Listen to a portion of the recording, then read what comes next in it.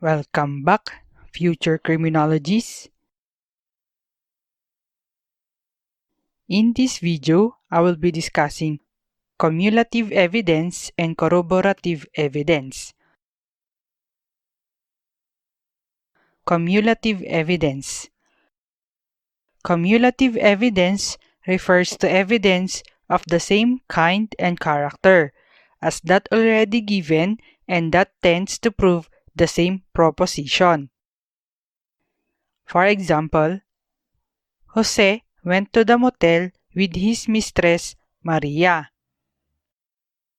In the prosecution of the crime of concubinage, 3 witnesses testified that they saw Jose went inside the motel with his mistress, Maria.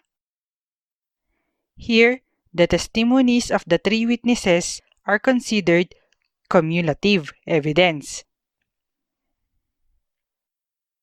Corroborative evidence.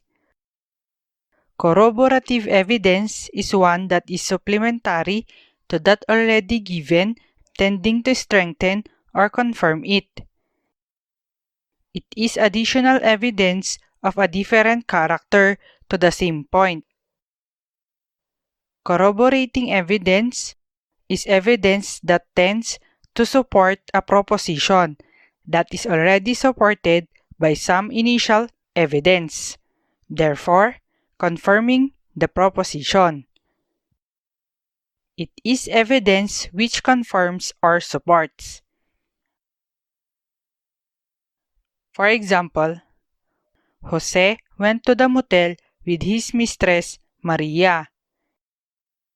In the prosecution of the crime of concubinage, 1 witness testified that he saw Jose and Maria went inside the motel.